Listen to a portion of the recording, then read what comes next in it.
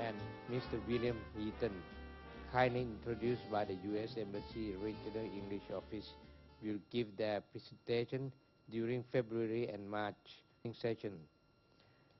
Distance Learning Education would like to express our thanks to Mr. George Wilcox, Regional English Officer, the U.S. Embassy in Bangkok, Associate Professor Narapon Chan-Ocha from Language Institute, Chulalongkorn University, for their contribution on professional development for English teacher. Lastly, our effort not be successful without the support from TOT Public Company, Thailand's leading telecommunication for their media transmission, not networking, connectivity, and highly efficient engineering staff. It's time to start DVC series of English language teaching now. I wish everybody a success. Thank you.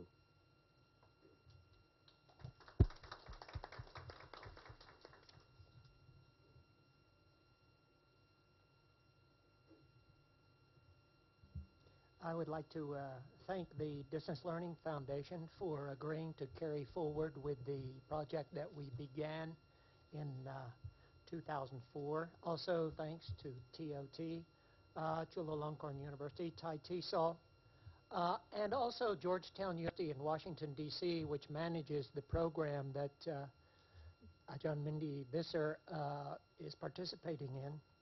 They actually helped to bring her here. A little bit about Ajahn Mindy. She's a senior English language fellow here in Thailand, has been working in Thailand now for 4 years, since 2004 with the Network Training Project, mostly with secondary school English teachers, sponsored by grants from the U.S. Embassy. The Network Training Project focuses on intensive long-term follow-up training in very practical, and I emphasize practical, English teaching skills. Ajahn Mindy got her master's degree in TESOL, TOEFL, from Northern Arizona University about 6 years ago.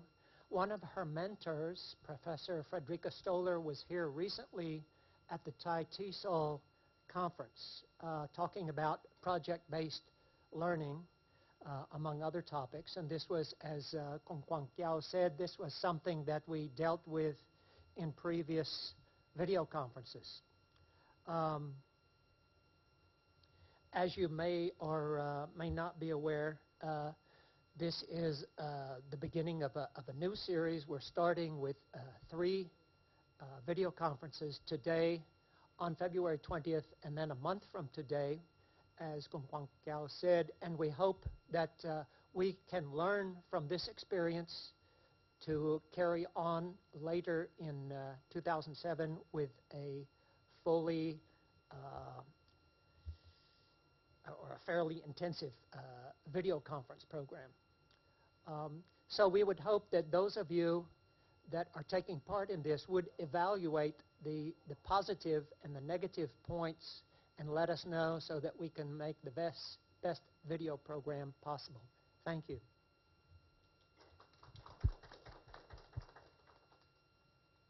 Thank you very much. Ajahn Narapon? No? Okay. As Kun George mentioned, this is the first time we've done this program with TOT and the Distance Learning Foundation. We're really excited to be here. And we may have a few technical errors today, which is caused by the fact that I have decided to include many different technical aspects to my talk today. So I hope that it's not too confusing. We're going to go back and forth with a PowerPoint and also talking and doing some activities. So we're going to start by talking a little bit about reading, and we're going to use the PowerPoint to start with. So you'll hear my voice, but you're going to see the PowerPoint because I want you to read a few things. So if Kunina, would you mind putting on the PowerPoint, please?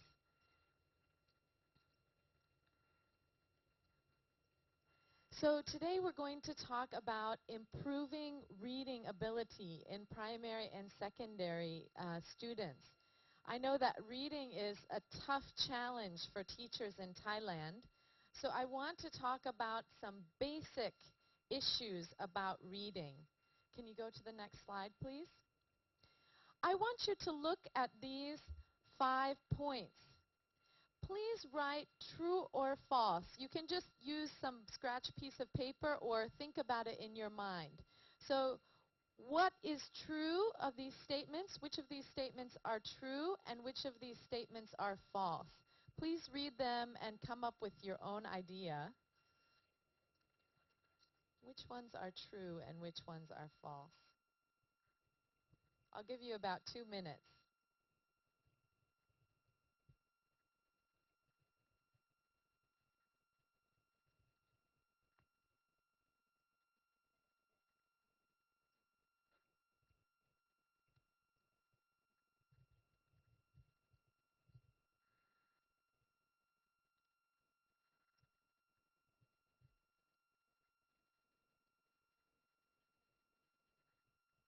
So for anyone who's just joining us, which statements are true and which statements are false about reading?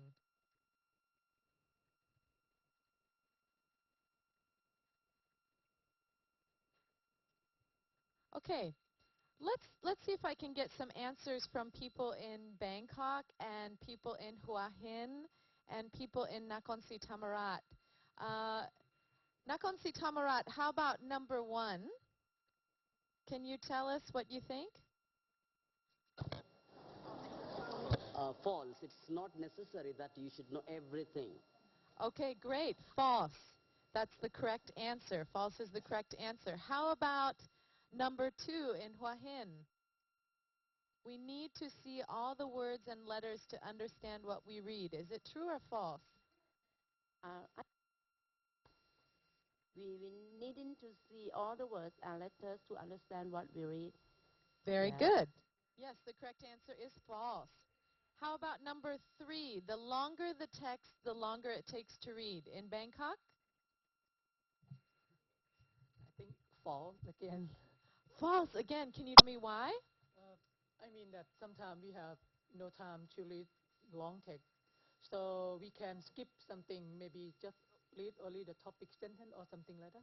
Okay, good. It might depend on the important words if we're skimming or scanning. How about number 4? Reading slowly helps us understand better. True or false?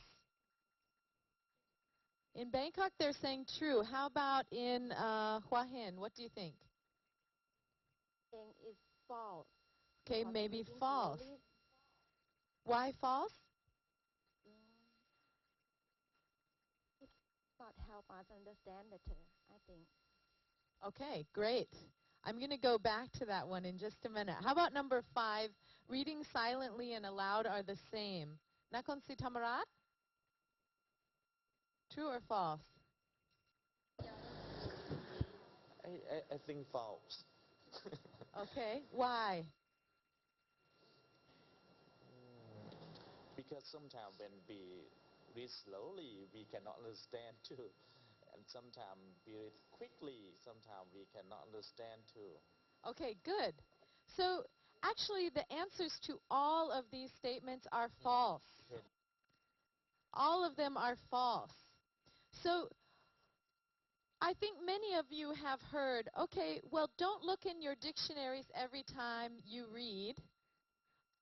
Yeah, you can put the camera back on me if you'd like. You can show me on the screen again. Okay. So The first one, we must understand all the words in a text. The truth is that we don't need to understand every word.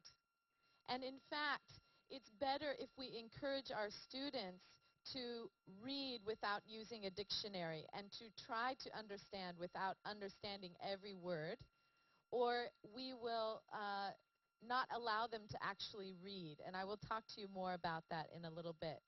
The next one, we need to see all the words and the letters in a text to understand what we read. One might think that's true, but actually when we are reading proficiently or fluently, we need to be able to skip letters in order to read quickly enough. Number 3, the long text, the longer it takes to read. This is not the case. It especially depends on the vocabulary, how difficult or easy the vocabulary might be, and also whether we are scanning or skimming. Number 4, reading slowly helps us understand better. This is a little bit back and forth. There is truth to the fact that sometimes we must read very carefully. When we are reading an academic text, we have to read slowly to understand better. However, the act of reading needs us to read very quickly. We need to read fast in order to understand all of the words as a unit. So we have to read quickly in order to be good readers. And number 5, reading silently and aloud are the same. This is definitely not true because when we read aloud, we are worried about pronunciation. Ajahn Narapon, would you care to do a little bit of translation, please? Yeah, thank you.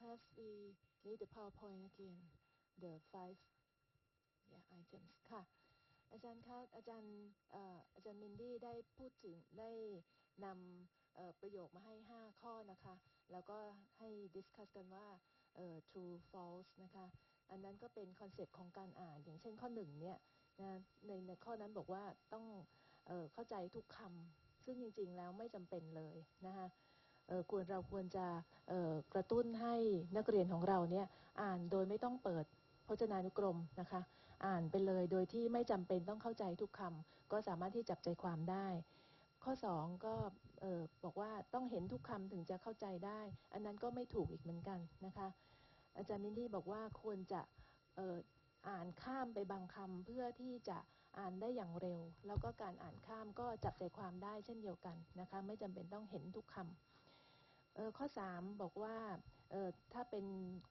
ข้อเนื้อความที่ยาวเนี่ยก็ต้องใช้เวลาอ่านนานอันนี้ก็ไม่ถูกอีกเพราะอาจารย์มินดี้บอกว่าขึ้นอยู่กับคำศัพท์ถ้าเรื่องนั้นมีคำศัพท์ยากก็ต้องใช้เวลานิดนึงถ้าคำศัพท์ง่ายก็เร็วนะคะอ่านได้เร็วและอีกอย่างหนึ่งการที่มีเท็กซ์ที่ยาวเนี่ยถ้าเราเลือกใช้วิธีสแกนหรือว่าสกิมก็จะช่วยย่นระยะเวลาในการอ่านแล้วก็ทำให้เราจับใจความได้นะคะถ้าสแกนก็คือเจาะดูบางจุดที่สำคัญที่เราต้องการหาคำตอบหรือถ้าสกิมก็คือ go through อย่างรวดเร็วเพื่อที่จะดูหา main idea ข้อ4ข้อความนี้บอกว่าถ้าอ่านช้าเนี่ยจะช่วยให้เข้าใจซึ่งอันนี้ก็ไม่ถูกต้องอีกเหมือนกันนะคะอาจารย์มินนี่บอกว่าถ้าเป็นเนื้อความที่เกี่ยวข้องเป็น academic reading เป็นทางเชิงวิชาการอาจจะต้องใช้เวลานานในการอ่านแต่ถ้าเป็นการที่เราส่งเสริมให้นักเรียนเนี่ยมีทักษะในการอ่านปรับปรุงพัฒนาทักษะการอ่านนั่นน่ะต้องอ่านอย่างเร็วนะคะไม่ควรจะให้อ่านช้า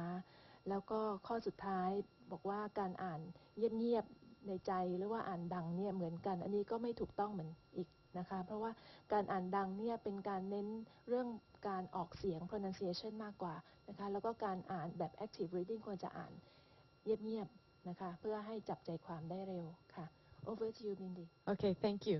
Kunina, can you go to not the next screen, but the next one? I'm going to skip one of the, just skip that one. Okay. I'd like everyone to try to read this for 1 minute.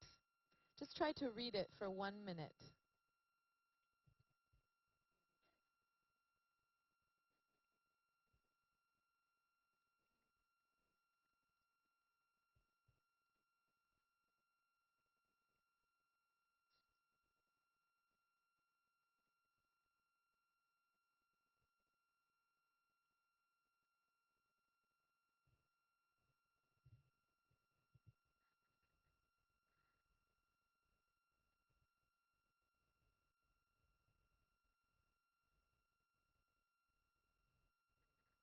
Okay, can you change to the next screen, please? Okay, now you can read it in the correct form. According to researchers, it doesn't matter in what order the letters in a word are. The only important thing is that the first and last letter be in the right place. The rest can be a total mess, and you can still read it without problem. This is because the human mind does not read every letter by itself, but the word as a whole. So what does that tell us? Okay, we can turn off the PowerPoint for a moment. What does that tell us about learning to read? And what is important about reading? Any ideas? Nakhon Si Thammarat or Hua Hin or in Bangkok? What does this tell us about reading, the statement that you last saw?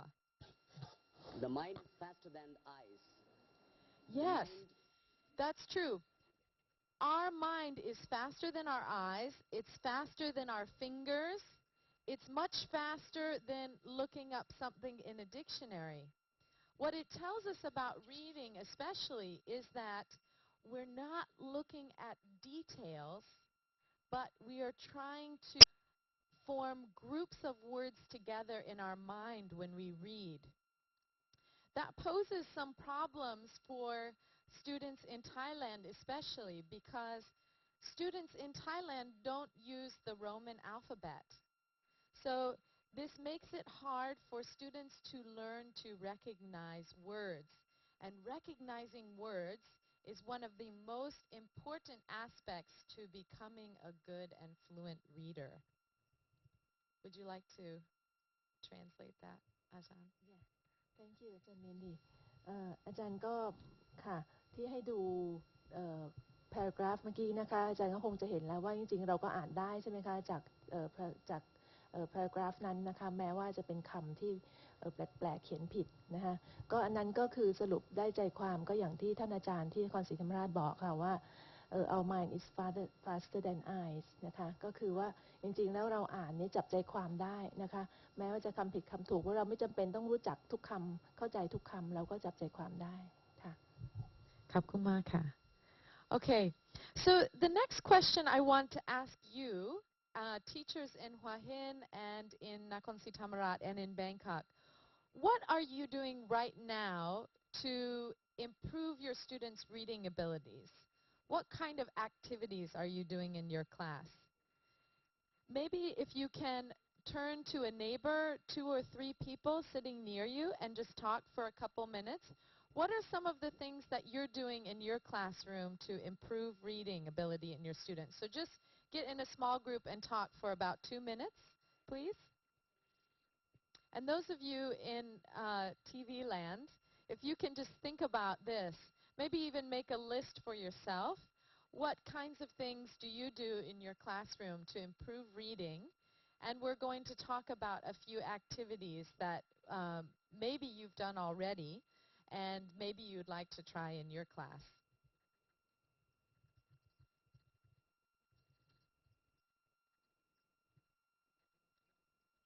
ค่ะอาจารย์ใช้เวลาสัก2 นาทีนะคะอาจารย์มินดี้ให้จับกลุ่มคุยกันว่าอาจารย์ใช้ activities อะไรในการที่จะ improve ทักษะการอ่านของนักเรียนของอาจารย์ค่ะที่ใช้อยู่ตอนนี้นะคะ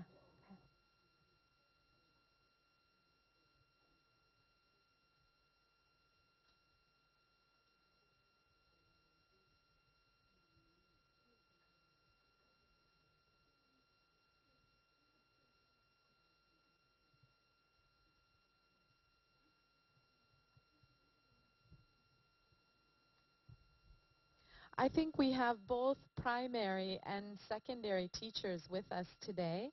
So I would like to have maybe an example from each site in Hua Hin and in Nakhon Si Thammarat and in Bangkok. Maybe a primary teacher example and a secondary teacher example. So if one of you is in a primary school, please be sure to offer your ideas, because we have some ideas for both groups today. Okay, just 1 more minute to talk.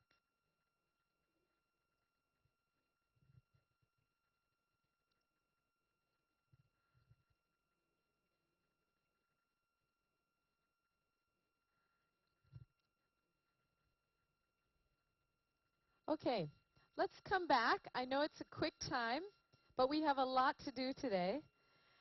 Hua Hin, can you offer some examples of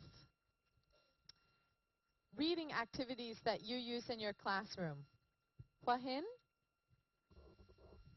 Okay, hello, Wendy. Yes. Yeah, I would like to share my experience. Okay, great. Class. Yeah, right. I start with Kim. Just the picture that relate to the story. Mm-hmm. Just get the new vocabulary. They can guess what happened in the story because I teach short story. And sometimes I use KWL chart with my students, what they want to know from the story, what they learn, something like that. And sometimes I use the story map to conclude the story. That's the thing that I teach my students. Wonderful. Have you been in network training, Ajahn? Right. Yeah, it sounds like I it. participate in network training program. Wonderful. Okay. Yeah, so Okay, thank you. thank you very much for your examples. So one idea is to predict what is in a story by using pictures. The second idea is to use a KWL chart. What that means is what we know, KNOW, what we would like to know, and what we have learned after we read a next section of the story. Great, thank you very much. How about in Nakhon Si Thammarat? Yeah, the teacher, the one thing, the important thing for the teacher to prepare the reading activity is to prepare interesting lesson plan in a fun activity for the student. The student can, the teacher can do the role play in the classroom, role play from the text, from the passage. This is the idea from Nakhon. Okay, great. Wonderful. So doing a role play when you've read the story, that's a very good idea. How about in Bangkok? Someone willing to offer their idea? For my class, when I teach poem in classes, I always let my student to use some technique like read and look up. And then after that, they can remember all of the poem.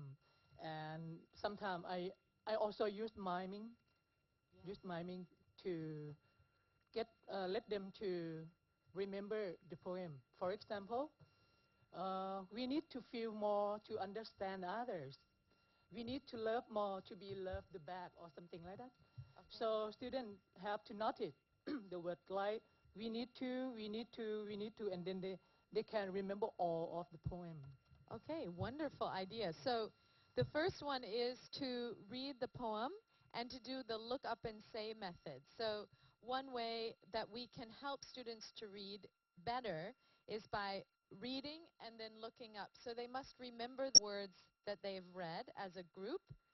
The other one that Ajahn suggested is to use signals or body language when they're doing a poem. So for instance, you can do something with sign language like I love you, right? Is that correct? And we need to feel more to understand others. So great examples. Thank you very much. So a lot of the reading activities that you have suggested are reading activities that we use to after we have read something. And those are all very important types of activities. Today, I want to focus a little bit more on the building blocks of activities, or of reading. So how do we build our students to be better readers? How do we give them tools to be better readers? Do you feel we need to translate at this moment? No? Okay. Could we put up the PowerPoint again, please? PowerPoint?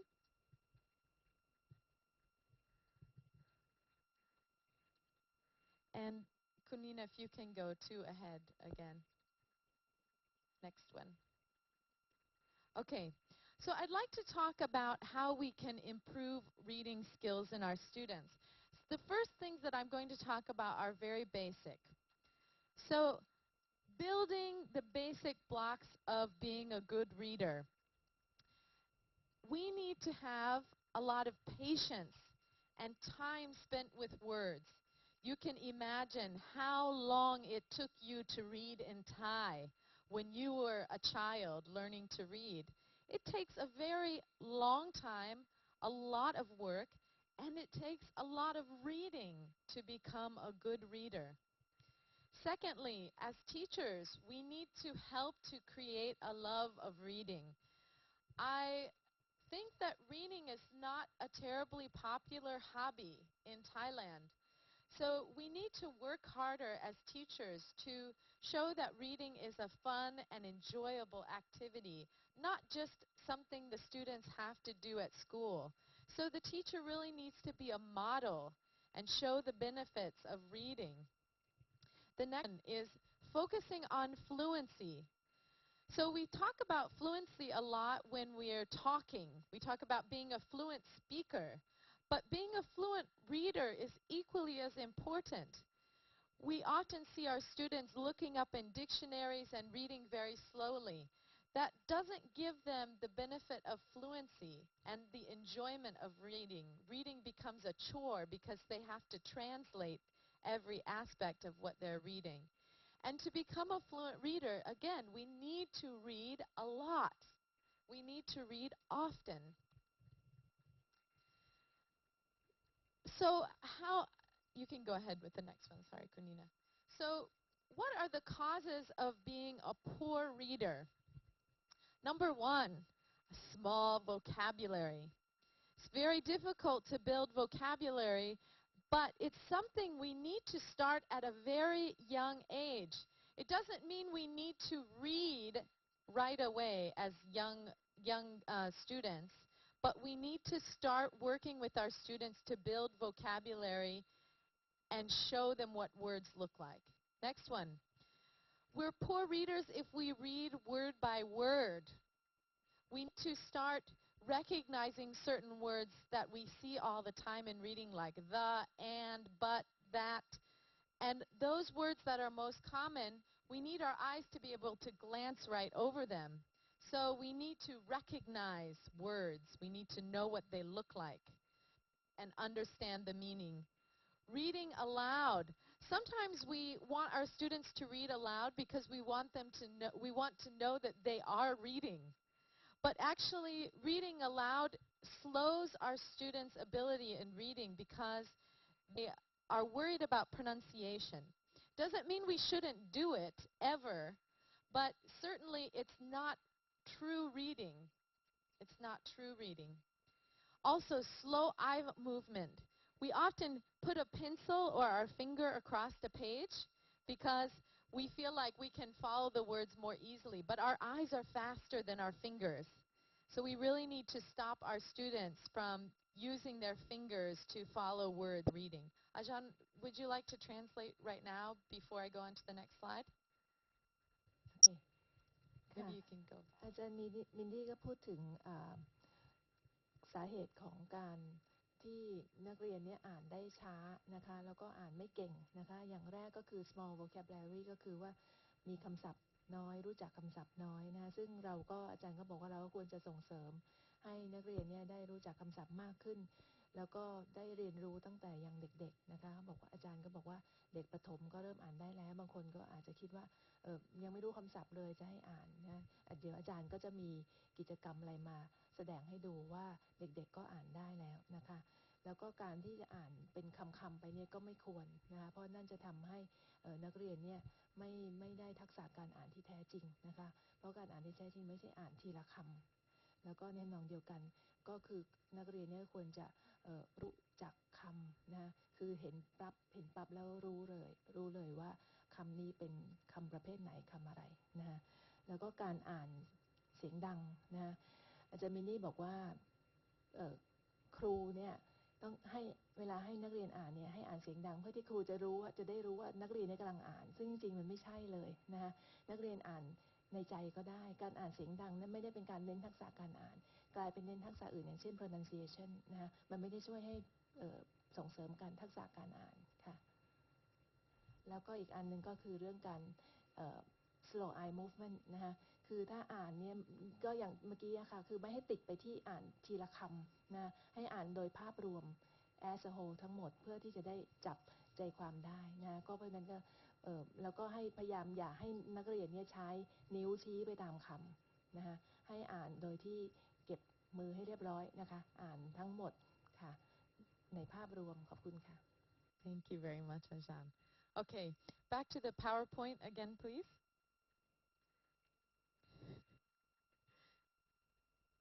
I'm going to make you read a lot today with the PowerPoint. So the next one is, the next difficulty or that causes poor reading, aspect that causes poor reading is lack of practice. So we don't give our students enough practice with reading. Students tend to think of reading as, oh, that's only a homework assignment. So they tend not to read very much, and that causes us to be poor readers. This is true also for Thai, so reading in Thai as well as reading in English. The next one, poor concentration. We often have many things distracting us when we read. Noises, maybe we live in a house with 5 other people and everyone is running around. So we need to teach students how to get in a place where they can concentrate on what they are reading. Bad reading habits. Maybe students just aren't in the habit of reading. They don't read in Thai, so they probably don't want to read in English either. Not for fun. The last one, not the last one, but the second to last one, lack of motivation. So maybe the students just, they don't feel like reading. They don't want to read. They don't think reading is fun. And there is quite an absence of a reading model. So there aren't very many people showing them how to be a good reader. So they're not going to feel very motivated to read. Okay, next slide. So I would like to move to a point where we're going to talk about some activities that might help to build our students to be better readers. So the first one is teacher read alouds. This section is basically for primary students.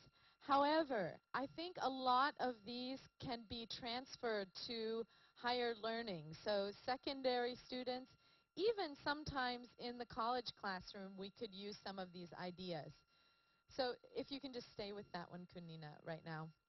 So with primary activities, the first one I'd like to talk about is teacher read alouds. This means that the teacher is reading to the students, just like the woman in the corner. She kind of looks like a teacher, maybe like me with blonde hair. But this is very motivating for students.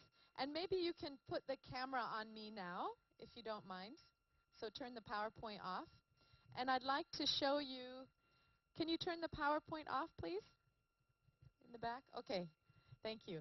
So with primary students, I think it's very important to think about your environment and to think about how you can bring reading into the classroom. I have some books here just to show you as examples. You could read various different kinds of books. This one is a trade book. What that means is it's about a certain topic. So this one, what do you think the topic is about? Can you see this book? Can you see that one? Yeah, this is called In the Ocean. This book talks about fish. So, for instance, if you are talking about the ocean in your classroom, if you're talking about different, maybe you live in Hua Hin, for instance, and you would like to do a unit in school which focuses on your region, this would be a very useful book to use in your classroom. There's other kinds of storybooks. This one is more about this is a type of storybook. And, you know, this is just an example of something that happened in a classroom. This is a story about some kids who, on a rainy day.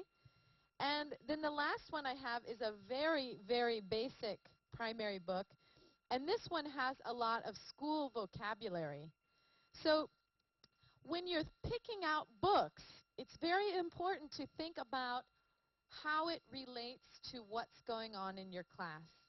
So what kind of books you're going to choose that might go along with your classroom. Ajahn, I didn't ask you to translate after the last slide. Do you want to go back and translate for that slide and then up until now? Okay. Thank you. Thank you. ค่ะ เมื่อกี้อาจารย์พูดถึงสาเหตุที่ทำให้นักเรียนเนี่ยนะคะไม่มีทักษะการอ่านขอกลับไปย้อนไปอีกนิดนึงนะคะอาจารย์บอกว่า lack of practice ก็คือว่าปกติเนี่ยเวลาครูให้นักเรียนอ่านเนี่ยมักจะเป็นการบ้านนะไม่ได้ทำให้นักเรียนอ่านเป็นนิสัยนะแล้วก็อีกอย่างนึงคือว่าไม่มี concentration ไม่คืออาจจะอ่านในห้องซึ่งเสียงดังนะคะแล้วก็หรือว่านักเรียนนี้ยังไม่ได้มีสมาธิพอที่จะอ่านแล้วก็อีกอย่างหนึ่งก็คือว่าไม่ชอบอ่านหนังสือนั่นเองไม่มีนิสัยชอบอ่านนะทั้งภาษาไทยหนังสือภาษาไทยภาษาอังกฤษก็เลยเป็นเหตุที่ทำให้อ่านไม่เก่งทั้งสองภาษาเลยนะฮะแล้วก็ไม่มีแรงจูงใจแล้วก็ไม่มีโมเดลคืออะไรฮะต้นแบบนะคะอย่างเช่นครูไม่ได้อ่านให้เห็นนะคะหรือว่าที่บ้านนะคะไม่มีคนที่ชอบอ่านหนังสือนะคะจะเป็นสาเหตุได้ค่ะแล้วก็อาจารย์ก็มาแนะนำถึงเรื่องการที่แนะนำกิจกรรมนะคะสำหรับอาจารย์เริ่มที่ระดับประถมก่อนนะคะอันแรกก็อาจารย์พูดถึง teacher read alouds นะคะคือการที่ให้ครูอ่านออกเสียงให้นักเรียนฟังนะคะอันนี้กลับกันนะไม่ใช่ให้นักเรียนอ่านออกเสียงให้ครูอ่านออกเสียงนะซึ่งอันนี้จะเป็นประโยชน์มากกว่านักเรียนก็ฟังแล้วจะได้จับใจความได้นะคะค่ะ Okay, thank you. Let's go back to read alouds just a moment. And I'm not sure if you can see from the screen, but basically, especially with primary students, it's very important that you think about how you can create a reading environment in your classroom, making the moment different than being in the class normally. So for instance, I have these mats on the floor. In a primary class, I would ask the students to come and sit on the mats on the floor. Rather than sitting in their seats and trying to see these tiny pictures from far away, they can come and sit on the floor, and I would prepare special rules, maybe a little song about making sure to keep their hands to themselves. So how do you want your students to sit when they're listening to you reading? Maybe you want them to cross their legs, keep their hands on their knees, but you can make it fun for them by preparing some kind of song or game where they know they can't bother the other students when they're listening to you read. So this is quite an important aspect for a classroom with lots of students. Another idea for a large classroom is if you can get enough books, have some students reading by themselves while you read a story to a small group and then switch. So some of the students can be doing another activity while you read to a small group. When you are reading, it's not just reading the words on the page. So for instance, these books need to have a lot of pictures for primary students. And you need to use these pictures. So not just reading the words, but also talking about what's going on in the picture. Can the student recognize certain things? Ask some of the students to point to something in the book. So for instance, if I say, okay, can someone see a clock in the picture? The student can point to the clock. Another aspect about reading aloud to students is trying to point to the word as you say it. So we're trying to get students not to read by themselves at the primary age, but to recognize the sound coming from your mouth as they see it on the page. So when I'm reading, you can say, I say hello. And the students can see that you are pointing at those words as you're saying them. It's called word recognition. We want to start word recognition very young.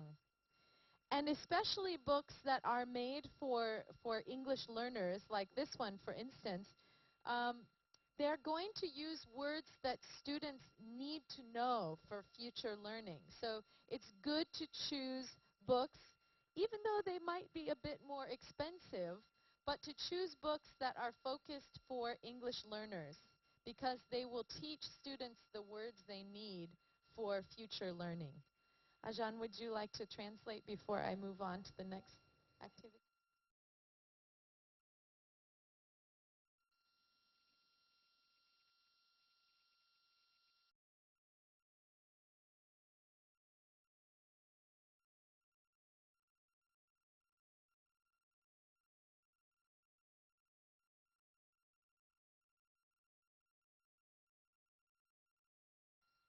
อาจารย์ก็ได้แนะนำนะคะที่ชื่อ read alouds นะคะก็อย่างแรกก็คือหนังสือที่ครูจะเลือกใช้นะคะน่าจะเกี่ยวข้องกับนักเรียนกับสภาพแวดล้อมของนักเรียนนะคะสิ่งที่นักเรียนสนใจอย่างเมื่อกี้นี้อาจารย์ก็โชว์ให้ดูเรื่อง in the ocean นะคะอาจารย์ก็บอกว่าอย่างเช่นว่านักเรียนที่หัวหินหรือว่าแม้แต่ที่นครเนี่ยนะคะก็อาจจะ อยู่ใกล้ทะเลรู้จักน่าจะสนใจเรื่องเกี่ยวกับปลาทั้งหลายแล้วก็อีกอย่างหนึ่งคือการที่เวลาครูอ่านให้นักเรียนฟังเนี่ยครูว่าควรจะคือจัดให้นักเรียนเนี่ยตั้งใจฟังนะคะไม่นั่งแย่กันหรืออะไรโดยเฉพาะเด็กเล็กนะคะแล้วก็อาจจะโดยการใช้เพลงนะคะเพื่อที่จะบอกว่าตอนนี้นะครูจะเริ่มอ่านแล้วนะตอนนี้ต้องตั้งใจฟังหรืออะไรอย่างนั้นนะคะประกอบเพลงประกอบแล้วก็อาจจะแบ่งเป็นกลุ่มเล็กๆแล้วก็กลุ่มอื่นนี่ครูก็ให้กิจกรรมอื่นทำก่อนนะคะให้นักเรียนทำกิจกรรมอื่นไปก่อนแล้ว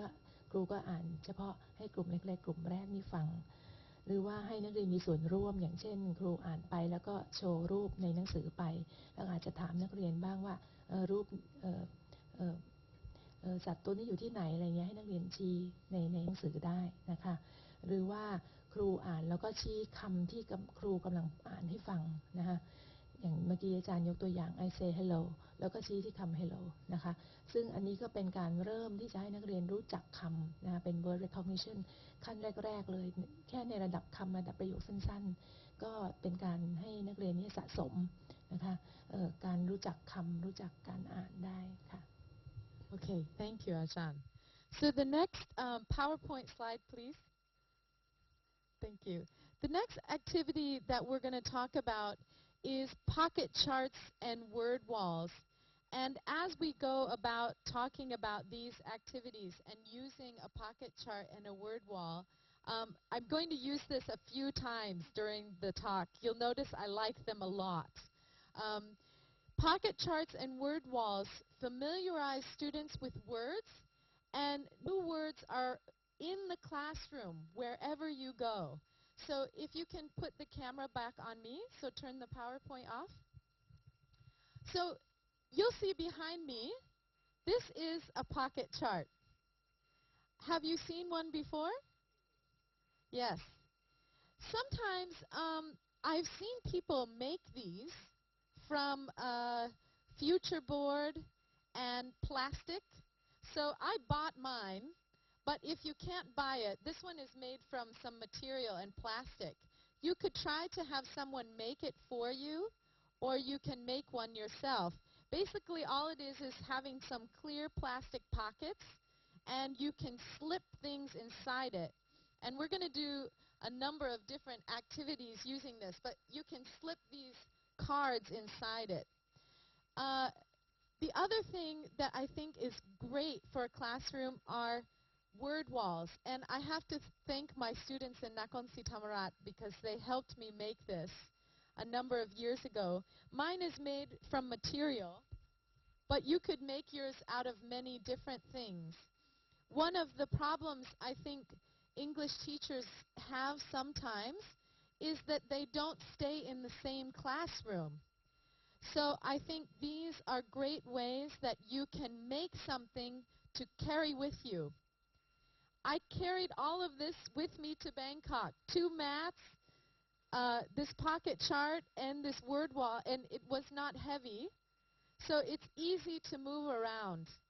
But it gives some consistency in your classroom, so your students can see the vocabulary that they're using over and over again. I'll go back to this book about school. In this book, they are basically phrases about what students like about school. So the activities that we're going to focus on today have words that are used in this book.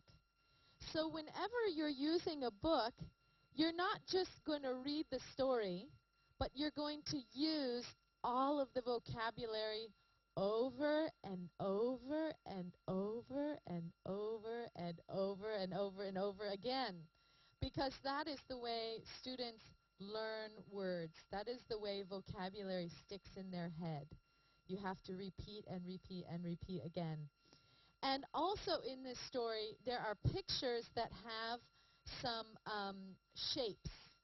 So in this book, there are shapes, there are words about school, and there aren't really colors, but actually you could say that there are colors in the book too, but that's not a main focus.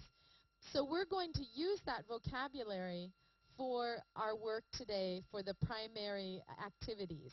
So I want to show you how you can utilize a book to its fullest. Can you show the PowerPoint again, please?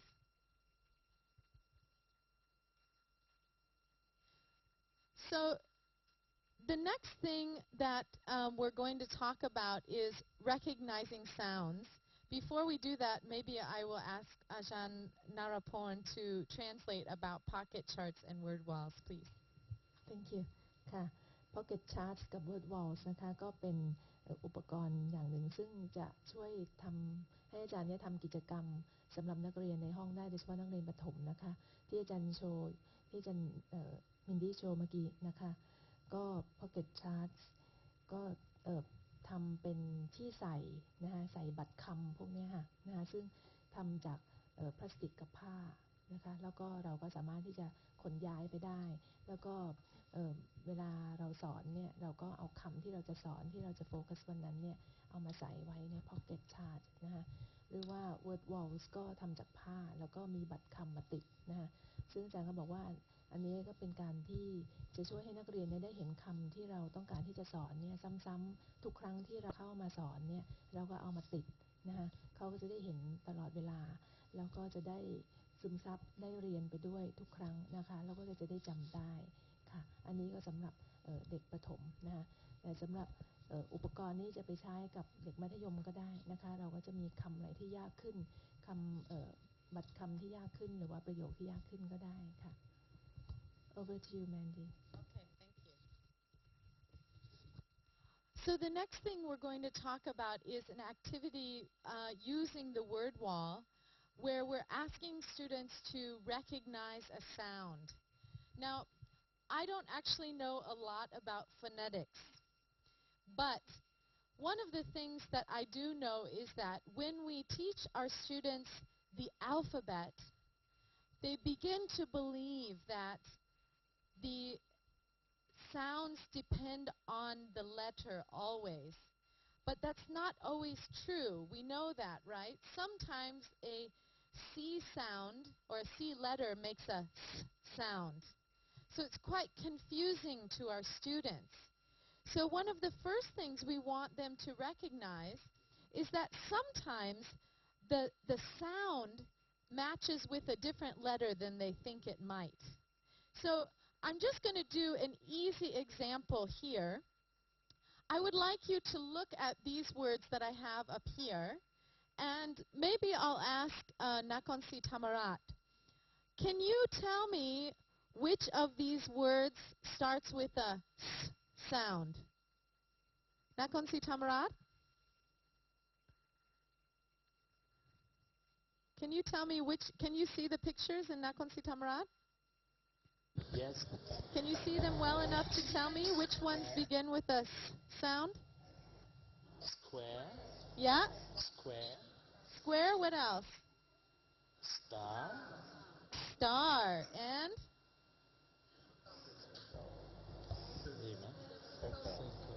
Yeah, circle.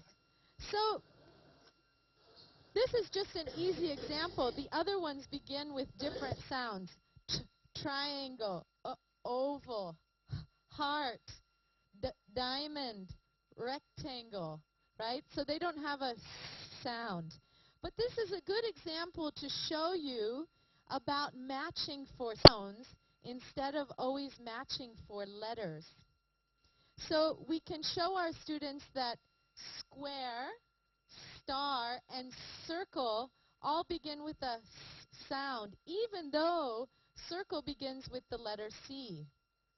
So we want our students to begin recognizing, even at this young age, that sometimes the letters, even though we say C for the alphabet, and a lot of times it can have a like a k sound, sometimes it has a s sound too.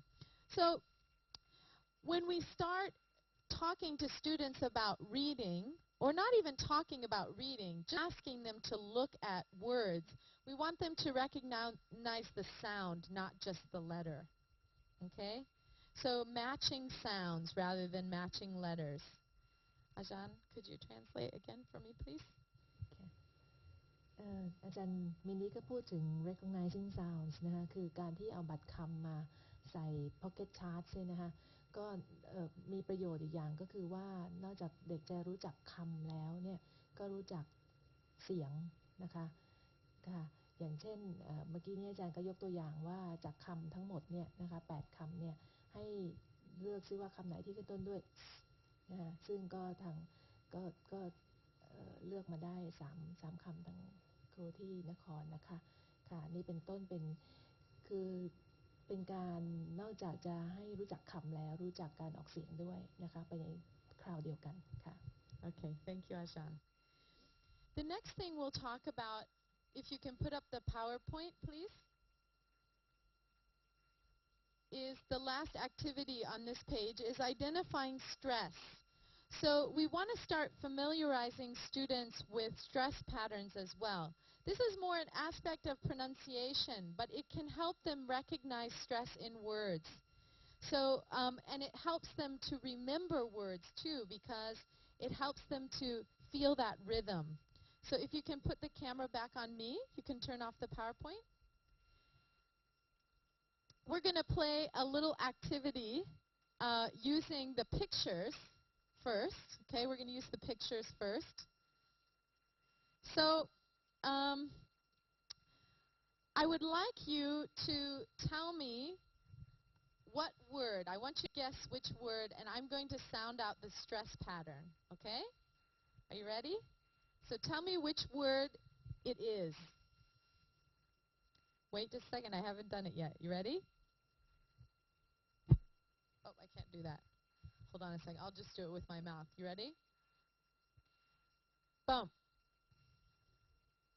The stress pattern is bump. Which of these words or which of these pictures could it be? Bump. Not triangle. That's not the stress pattern. Oval would be bump, bump. Yeah, it could be star. Could it be anything else? Bump. Could be star. Yeah, it could be heart. Star. Bump. Heart. Bump. Anything else? How about this one? Bump, bump, bump. Yeah, it could be triangle. Could it be anything else? Yeah, it could be rectangle. Bump, bump, bump. Triangle. Rectangle, right? Star. Heart. Triangle. Rectangle. Good. How about this one? Dun, dun. Yeah, it could be diamond. Could be circle. Could be oval or could be square. So, we have one syllable, right? 3 syllables, 2 syllables. Good. It would be better if I had something like a tambourine. and I could sound out the stress with a tambourine or something really noisy, but I don't have a tambourine. So maybe next time. But we want to get students to recognize different stress patterns. Another way we could do this is after we practiced it enough, we could ask a student to come up. Do I have a volunteer here who would like to come up, and you can do a stress pattern, and we can guess which one that you are thinking of. Anyone want to be the example today? Would one of you come up? Okay, everyone will have to guess which one she is sounding out. So do the stress pattern for just one word, and we'll guess which one. Come up here. You can maybe clap it, or you can do it with your mouth.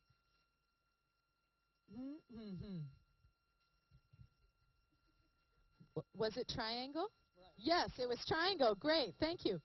Thank you very much, Ajahn, a very brave woman. So when we're thinking about stress patterns, we want to already start our students thinking about words and how the sound works in English words. And it can help them to understand better about the way that the English words are formed. It also helps them with their memory so they can remember the words that they see. Okay, Ajahn, again, please. ค่ะอันนี้ก็เป็น stress นะคะ stress pattern คือก็เมื่อกี้นี้เสียงคราวนี้ก็เป็น stress การเน้นคำนะคะซึ่งอาจารย์ก็ยกตัวอย่างว่าอย่างเช่นคำใน pocket chart เนี่ยนะคะก็อาจจะใช้อุปกรณ์ช่วยนะคะอย่างเช่นอาจจะเป็นแทมโบลีนหรืออะไรนะคะหรือเคาะจังหวะนะคะเป็นถ้า syllable เดียวพยางค์เดียวก็เคาะครั้งเดียว2พยางค์ก็2ครั้งแล้วก็ให้นักเรียนเลือกว่าคำไหนที่เป็นพยางค์เดียวหรือ2พยางค์ซึ่งอันนี้จะช่วยนอกจากจะช่วยให้จำคำได้ช่วยให้จำเสียงได้ช่วยให้จำ stress ได้นะคะก็ทำให้จำคำได้เร็วยิ่งขึ้นนะคะค่ะ over to you Mandy Okay, thank you. I need, let's see, 8 volunteers. Can I have, or maybe 4. I'll just take 4. 4 volunteers to come up, please. Can I have 4 people? 4 people, please. 3 more, 3 new people. One of the gentlemen should come up. Can you come up? Please come up. It's so easy. It's so easy, I promise.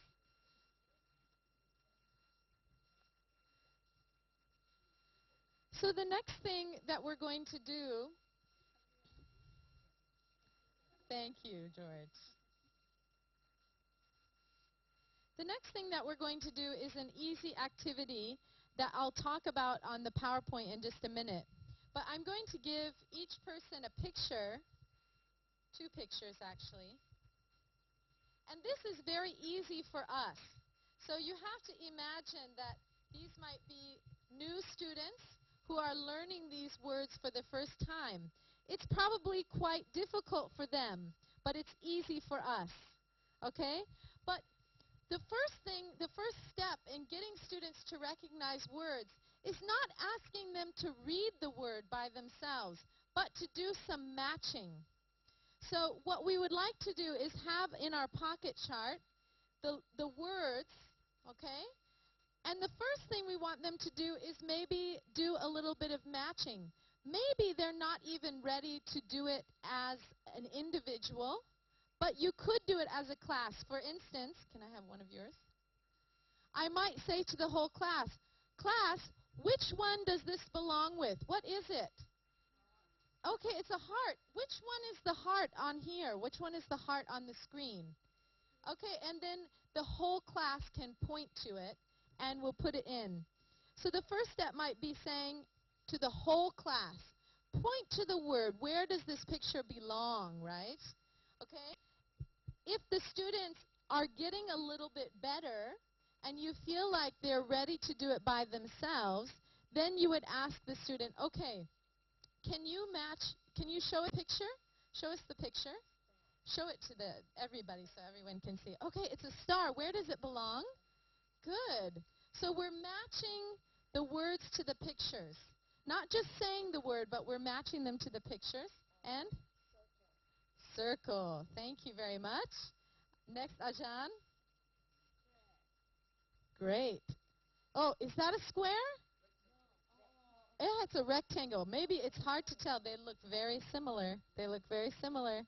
And oval. Thank you, Ajahn. It's so easy, right? But imagine that you are a kid, what kind of joy you might feel if you can match it to the right word. Thank you very much. And can you figure it out? A triangle. Great. Thank you very much. Thank you, volunteers, very much for this wonderful demonstration. So I think this is something we do often in our class. We might have word cards. But I think we need to move past just the word card where we show it and say it. Students need to be able to do some of the work by themselves. They need to start recognizing the word without you telling them. They could do it as a group, as a class activity at first, and then slowly move to asking individuals to try to do it themselves. And I think it's especially important that you would leave some of these words on the board for your students to see for a long time. So you can just leave this up on the board. Do the activity a couple times, and then maybe you're ready to switch words after a couple weeks of looking at these words and playing with these words and recognizing these words. Okay, Ajahn, ka? ค่ะอาจารย์เมนดี้ได้พูดถึงการ matching words and pictures นะคะก็คือหลังจากที่สอนแล้วเนี่ยนะคะก็ให้นักเรียนเนี่ยลองเอาคำกับภาพเนี่ยมา match กันอย่างชุดคำนี้จะสังเกตว่าเป็นเกี่ยวกับรูปร่างนะคะรูปร่างต่างๆนะคะกลมเหลี่ยมวงรีอะไรก็ตามก็ให้นักเรียนเนี่ยเอาภาพนะคะมา match กับคำที่อยู่ใน pocket words ซึ่งอันนี้ก็จะช่วยทบทวนความเข้าใจนักเรียนนะคะว่าเข้าใจไหมว่าคำนี้เนี่ยมีความหมายว่าอะไรนอกจากจะรู้จักเสียงรู้จัก stress pattern แล้วนะคะรู้จักคำแล้วเนี่ยรู้จักความหมายไหมและความหมายเราไม่ต้องเขียนเป็นภาษาไทยค่ะความหมายก็เป็นรูปเลยนะอย่างนี้เป็นรูปร่างต่างๆก็วาดเป็นรูปให้นักเรียนเป็นแมทช์นะคะซึ่งอาจารย์มินดี้ก็เน้นว่าไม่จำเป็นคือไม่ควรครูเนี่ยอาจจะโชว์ให้ดูครั้งแรกครั้งเดียวแต่ครูเนี่ยไม่ควรจะโชว์แล้วก็พูดให้ฟังเองทุกภาพนะคะคือให้นักเรียนเนี่ยได้ทดลองนะคะลองผิดลองถูกลองแมทช์เองบ้างลองเดาความหมายบ้างนะคะอาจจะเริ่มทำจากเป็นทั้งคลาสเป็นกลุ่มแล้วก็ถึงจะเป็นนักเรียนแต่ละคนก็ได้ค่ะ Okay, thank you, Ajahn. The PowerPoint again, please.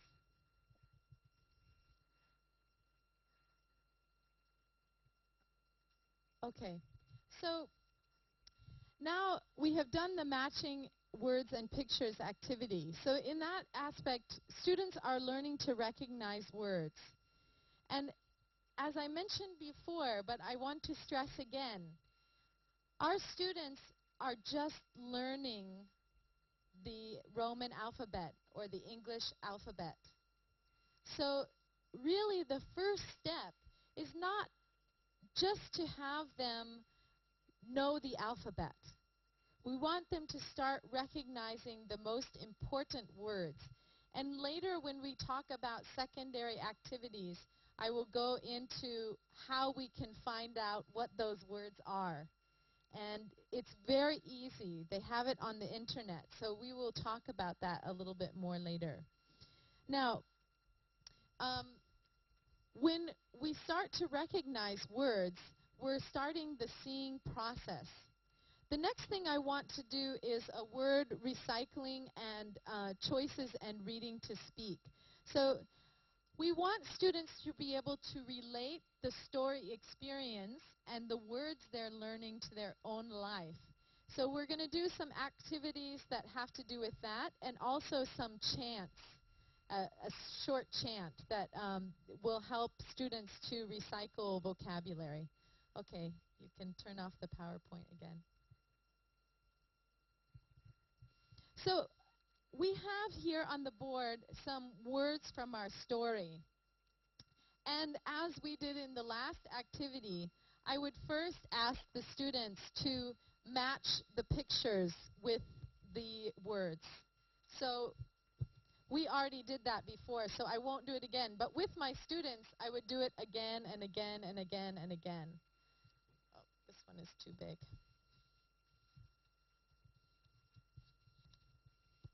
So here's our writer, painter, dancing and singing, playing,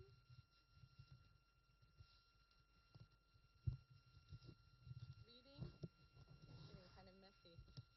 I have big pictures because I wanted everyone to be able to see. Normally I wouldn't make them quite so big, but I wanted you to be able to see on the TV. So here's play games.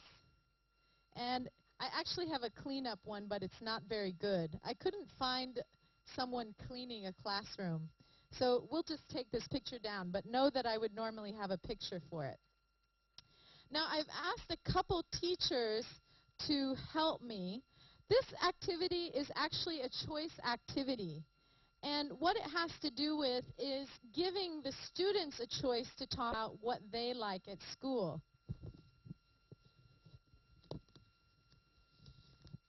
And I find these activities really useful. They can be done with high school students also, but the content would need to be changed. So it's a choice activity. There were 3 teachers that I gave a star. Could you come up, the teachers who have the star with your name on it? Jean, can you come up with your star? So when you're doing a choice activity, you have the words on the board, but you want to relate it to whatever you're teaching in the class. And there needs to be plenty of choices. Don't ask a yes or no question, otherwise the answer will be too boring. The students can just walk up and say, yes, no. But what we want them to say is a phrase about what they've learned and to recognize where their star belongs. So I just picked these up at Lotus, and they're just little pictures, and you need to make sure you keep a hold of them as the teacher. But every student should have one with their name on it. Everyone should have one. If you're dealing with a big class, you might only have a few students each day come up and do the speaking. But, for instance, Ajahn Kim, I would like you to choose which one, and you have to make a statement. What do you like to do at school? And you would teach the student to say, I like to, and then put your star next to the word, okay? Put your star next to the word. What do you like to do at school, Ajahn Kim? Sing and dance. Can you make a statement for me? I like to. I like to sing and dance. Okay, great. And she has to match her star next to the word that she has said. So she's recognizing the words again, sing and dance. She's recognizing which words belong with what she says. Ajahn Gop, what do you like to do at school? I like to reading at school. You like to read at school. Great. Thank you very much. And Ajahn Mon, what do you like to do at school? I like to play games. Thank you very much. Thank you, Ajahn. Thank you. So you see, it's a very easy way to recognize, but it gives the students some motivation because they get to say what they like to do.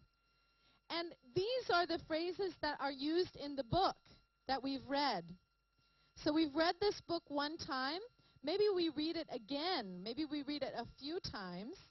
And we are able to match our own ideas to the story we read. This story is very topical because it's about school. We know all of our students go to school, so it's very easy to relate it to their experience. Ajahn Narapon, would you translate for me, please? Thank you. ค่ะกิจกรรมถัดมาก็ recognizing words นะคะซึ่งอาจารย์มินดี้ก็บอกว่าอันนี้เป็นการที่เริ่มให้เด็กได้อาจารย์เรียกว่า the seeing process คือได้เชื่อมสิ่งที่นักเรียนได้เรียนกับสิ่งที่เกี่ยวกับชีวิตของตัวเองโดยที่อาจารย์ก็ตั้งคำถามขึ้นมาประโยคหนึ่งว่านักเรียนได้ชอบทำอะไรนะคะที่โรงเรียน นะคะ What do you like to do at school แล้วก็จะมีคำที่เป็นคำกริยานะคะแล้วก็มีภาพด้วยนะคะที่แมทช์กับคำนั้นๆแล้วก็ให้นักเรียนเนี่ยออกมาโดยเอาบัตรชื่อตัวเองมาแล้วก็มาวางไว้ข้างๆคำกริยาที่ตัวเองเลือกแล้วก็ให้พูดด้วยพูดประโยคนั้นนะคะว่าชอบทำอะไร I'd like to read at school I like to play games at school อย่างนี้เป็นต้นนะคะก็นักเรียนก็จะได้ทั้งคำนะคะทั้งคำศัพท์นะทั้งประโยคทั้งความหมายแล้วก็นั้นก็เกี่ยวโยงกับชีวิตของนักเรียนด้วยคือเกี่ยวโยงกับสิ่งที่ตัวเองชอบทำจริงๆด้วยค่ะ Yes, meaning. Okay, thank you. So the next thing that I'm putting up here is actually a chant. And when I do chants, I like to use my magic teacher wand. And the magic teacher wand is only for the teacher unless the teacher gives permission to the student. Sometimes the students get permission. It's a very special chance for the student. However, normally it's the teacher's wand and it's the special reading wand. Mine has little fishes on it. It's kind of sparkly. Your wand should be fun, but mine cost maybe about 20 baht to make it, so it doesn't have to be expensive. It just has to look cool.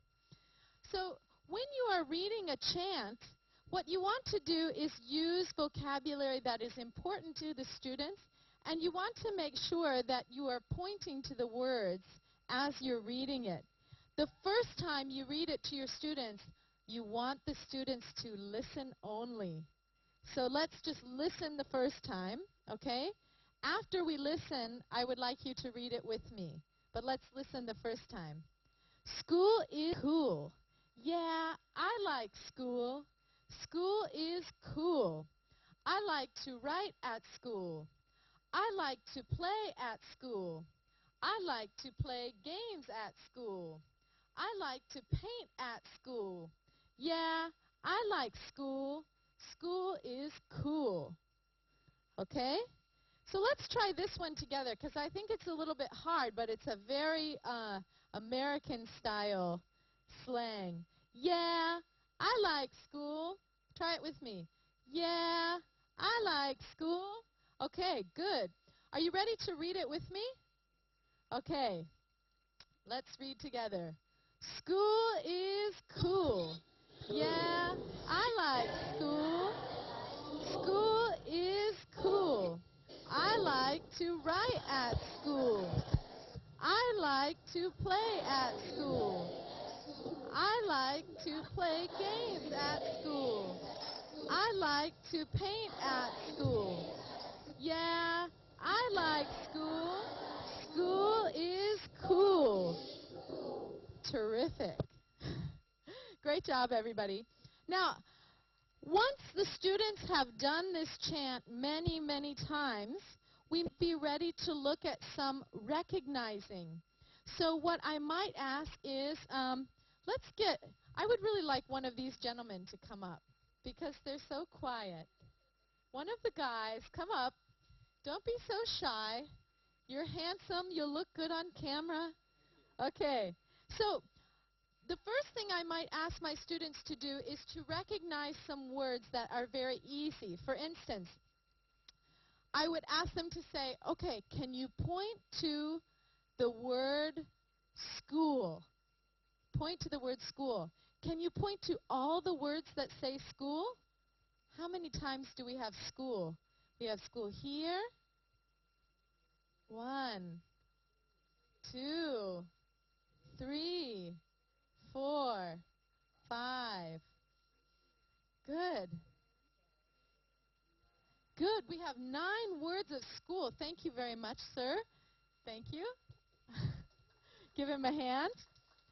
Then I might also ask students to recognize words like is or to or I, and then eventually get to words that we don't see as often like write, play games, paint, etc.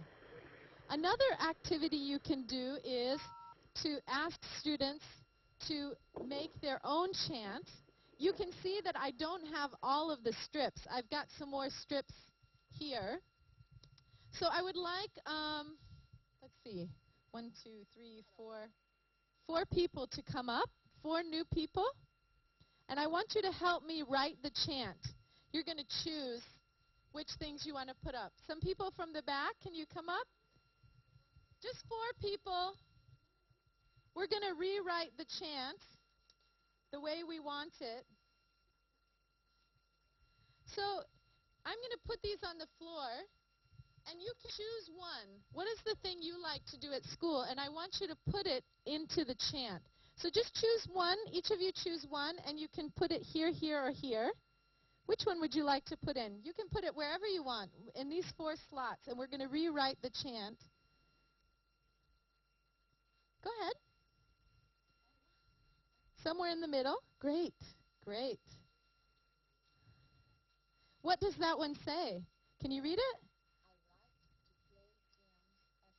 Good. Now she can read because she's a very talented teacher. But if we asked our students, we could just say, okay, what is it you like to do at school? And she can probably recognize that that's the word right. So she would say, right, right, okay? But she may not be able to read the whole phrase yet, and that's okay. So you can put it in wherever you want. That's great. It doesn't matter. I want you to choose the one you like. Do you really like writing? Wow, good. Very rare student. Okay, go ahead, Ajan. And what do you like to do? I like to paint at school. Terrific. She likes to paint at school? Oh, she likes to read at school. Good. Okay, so now, class, are you ready to read the new chant that we made? You can go back to your seats. Thank you very much, Ajan. Lots of teacher participation. Thank you so much. Are you ready to read their chant? Let's read it together. School is cool. Yeah, I like school. School is cool. I like to write at school. I like to paint at school. I like to play games at school. I like to read at school. Yeah, I like school. School is cool. Okay, great. So all of these activities for primary students are really meant to get students to recognize words. Primary students may not be ready to read yet, but they need the teacher as an example reader. They need to see that reading can be fun and about fun topics. They need the reading to relate to their own experience and to be able to say what they think. So they can say, I like to write at school, but they can think, I really don't like to paint. Okay? So we want to relate all of the reading that we do to the students, to the choices that they can make, and to our content. Okay, Ajan, could you translate again, please? ค่ะกิจกรรมนี้ที่อาจารย์มิลลี่แนะนำนะคะก็คล้ายๆ just chant นะคะก็คือให้ตอนแรกก็อาจารย์เรียงเองเป็นคล้ายๆเป็นคล้ายๆ poem เป็น chant นะคะแล้วก็ให้นักเรียนพูดตามโดยที่อาจารย์มีไม้เท้าอาจารย์บอกว่าก็ทำไม้เท้ามาจะได้ดึงดูดใจนะคะแล้วก็ชี้ให้นักเรียนเนี่ยอ่านตามแล้วพอหลังจากนั้นก็ให้นักเรียนเนี่ยออกมาแล้วก็ใช้ไม้เท้าเนี่ยชี้คำที่ครูบอกนะคะแล้วหรืออีกอย่างหนึ่งก็คือว่าให้นักเรียนออกมาเลือกประโยคที่จะขึ้นไปเรียงประกอบกันให้เป็นแชนใหม่เองนะคะตามที่นักเรียนเลือกแล้วก็อ่านตามนะโดยอาจารย์เน้นว่ากิจกรรมเนี่ยเป็นการที่ให้นักเรียนเนี่ยจำคำได้แม้ว่าเขาจะยังอ่านไม่ได้ทั้งหมดเขาก็จะจำคำได้นะได้เห็นบ่อยๆได้ฝึกบ่อยๆก็จำได้ว่าคำนี้คือคำว่า play คำนี้คือคำว่า paint อะไรอย่างนี้เป็นต้นนะคะแม้ว่าจะอ่านเองไม่ได้อาจารย์บอกว่าถ้าเผื่อให้นักเรียนถามนักเรียนว่าชอบทำอะไรนักเรียนอาจจะตอบไม่ได้ประโยคยาวๆอย่างที่เราออกมาตอบกันอาจจะตอบได้แค่ว่า write read paint อะไรแค่นั้นก็พอแล้วนะคะค่ะ yes minute Okay, thank you. Can we go back to the PowerPoint? We are going to look at some secondary activities now. And we're going to start with just talking about vocabulary building. I'm not going to do an activity about this today. There are many, many kinds of vocabulary activities that you can do. And I think that vocabulary building is something that a lot of people like to talk about in trainings. So I think just as a group, maybe after you finish this training today, if you don't have a lot of vocabulary building ideas, you can talk to some fellow teachers, because there are so many different ways. It's an entirely big topic on its own. But when we build vocabulary, we want to talk about repeat, repeat, repeat. Vocabulary is not learned when we see it one time.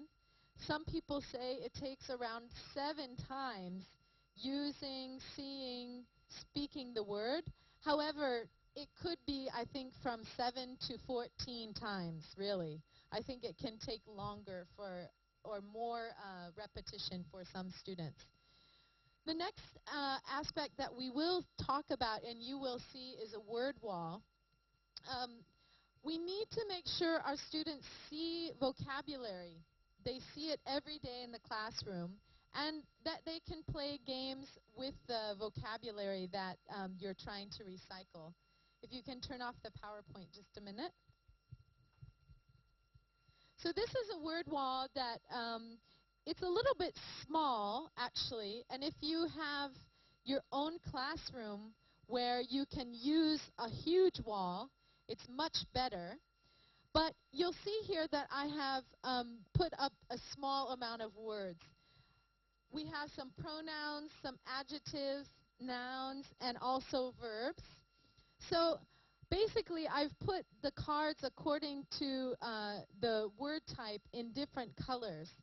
Now, you can leave words up on the wall just so that students can see them, but you could also play games with those words. For instance, you could have race games where all the words are on the wall and you have to ask students to create certain types of sentences or questions using the words on the wall. So you can use it for activities as well as just a reminder to your students about new vocabulary they've learned. You can also make mind maps on a wall. So actually having your students create a mind map using the words that they've been exposed to, either through reading or through other ways. But it just gives the eye one more time to see them. Even if you don't use those words every day, just the fact that your students are seeing the words that they used in the class is one way to help them to recognize and remember those words. I think that's all I'll say about these types of words and a word wall. And I would like to talk now about sight words. Now, what are sight words? Sight words are the most important words that we use in the English language, especially for reading. And we want to talk about sight words, especially with high school students. You can teach sight words to children as well, but you may not teach them in quite the same way. So I have some examples of some sight words, and I will tell you how to find a list of them. So these are some examples of words that are very, very commonly found in reading. There's a sight word list called the DOLC sight word list, and there are 220 words that are used the most frequently in the English language, especially when reading. So I'll just put these up here. I've got plenty more, but one word: before, that, say, when, take, said. These are some very, very common words found in reading. So we don't just want our students to know just the meaning of those words, but we want them to be so familiar with seeing those words that when they look across the page, it's almost as if they don't look at the word at all. They see the letter B and E, and they see how long the word is, and they know it's the word before, so they don't even really have to read the word. Do you remember the phrase or the paragraph that you read at the beginning of our talk today? That's how we want to think about reading. We want our students to know what a word looks like so well that they don't even have to read it. They can just see the size, the shape of the word, and the first and last letter, and they'll know what word it is, especially for these 220 most important words. So how can we get our students familiar with these words? We can just do some easy games. For instance, let's choose these 4 words, okay? I'm going to put them here, here, and here. Now, I don't want you to say anything, but I want you to take a piece of paper. Everybody take a piece of paper and just have it in front of you. You can use whatever you want. You're not going to write on it. But I want you to think about this piece of paper like these words, okay?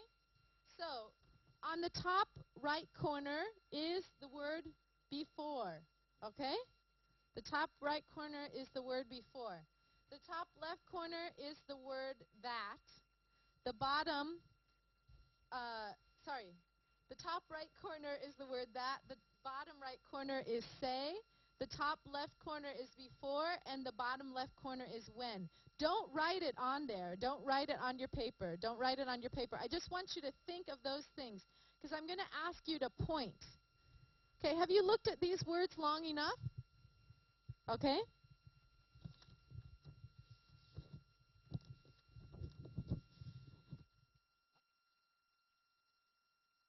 We could ask students to donate 1 book, and you can end up buying a whole series of books for the classroom. Maybe you can convince someone to donate some books to your school. There's also the Asia Foundation, who you can contact. They give free books to schools. So this is a great way to get a library. I think teachers need to sell books. And I would like to give an example of that, if you can put me on screen again.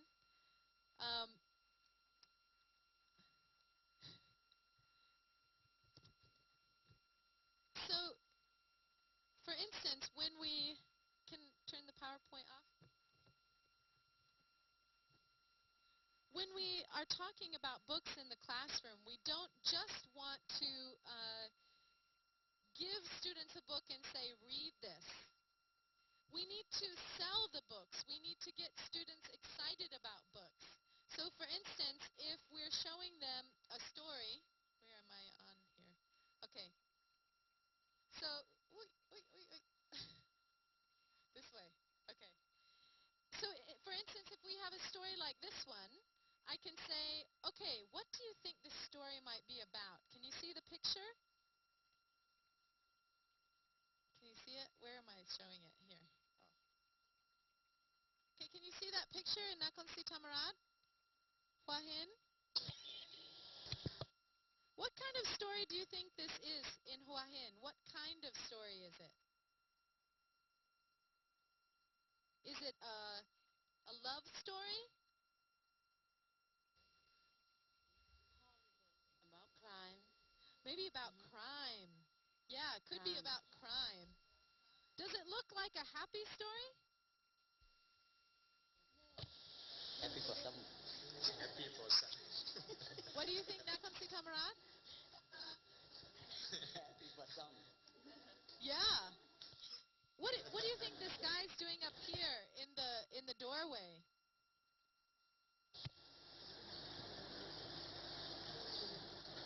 Do you think that's a good person or a bad person? Very bad. Yeah. We don't know. Maybe he wants to Yeah. help, right? So, Maybe he help. We don't know. so if I try to sell this story to you by getting you interested in the picture, maybe if I read the back, I'll read the back. When Nicola arrives in Crete a day early, she gets more than just an extra day of holiday. She comes to a village where no one can be trusted, and she becomes involved in a murder mystery that puts her own life in danger. Does that sound like an interesting story? Anybody? Maybe you like love stories, right? But you can sell stories to your students. You need to sell them as if they were a movie trailer. Get them excited about the books. Don't just hand them a book and say, okay, read this to page 20 for tomorrow, right? You need to get them excited. Ask them questions. Show them pictures. Get them to predict and think about what that story might be about. Okay, back to the PowerPoint, please. So you need to create an environment that's comfortable, quiet, and cozy to encourage reading. Especially if you're encouraging students to read in the classroom, maybe get them out of their chairs. Maybe they can bring their own mat to school and they can sit on the ground, or you could take them outside if the playground is quiet so that they can read on their own. Teachers, you need to be an example reader. When your students are reading during the 10-minute time in your class, you should read too. Don't be checking homework. Don't be doing other things. Show them that you read too, and read. Just enjoy your 10 minutes of relaxing in the classroom and show them that you're a reader. What a great way to relax for you. And it just shows them that you're a model. You're someone who can read in English as well. And display bookwork in the classroom. So show what the students have done in the classroom with their books. And lastly, you could create a contest. See who can read the most books, either in the school or in your classroom. I know in the U.S. sometimes they have crazy contests where maybe the principal or the director of the school says, if everyone in the school reads 300 books by the first semester, I will color my hair purple. And he does it. You know, something crazy. If you can get someone to do something that your students would love to see happen, it could really motivate them to read. Okay, so the last thing I just want to leave you with is, what can you do? What can you do to encourage more reading in your class? How can you get students to improve their reading ability and to read more? So I just want you to leave you thinking about that. And then the last slides that I have, unfortunately we don't have a lot of time, but just the resources that I've used. Grabe and Stoller book is a very good one for learning about reading. We also have, there's a primary school book that talks a lot about reading as well. The next slide, some extensive reading websites, so talking about reading a lot of text. And the next one, timed reading websites. You're not going to be able to see all these and write them down. And then the next one is Dole sight word list. So you can find a lot of this information on the internet, as you can see. You can just look it up on Google and find these sites just like I did. The last one, word recognition exercises. And finally, thank you very much. I hope that, I feel like I tried to pack in a lot of information, but I hope you can go away feeling like you've gained some new ideas or things that you can use in your classroom. I'm a teacher too, and I like useful things, but I also like to know why I should use them. So I hope you've gotten a little insight into that. And I want to thank everyone at TOT for letting us come from the embassy to do this talk today. And thank you, George, and Naraporn for doing the translation for us, and thank Chulalongkorn University. So thank you very much. Nice to have you today.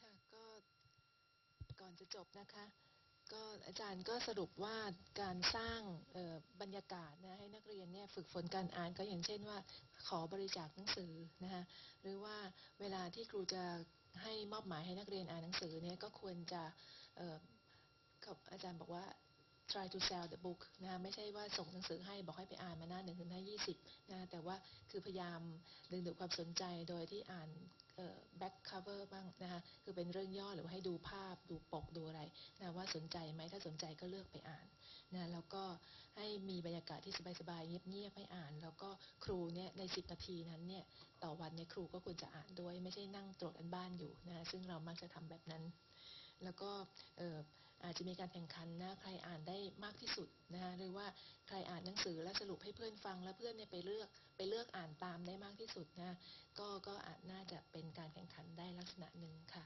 ก็วันนี้ก็คงจบเท่านี้นะคะการเพิ่มการกระตุ้นนะคะให้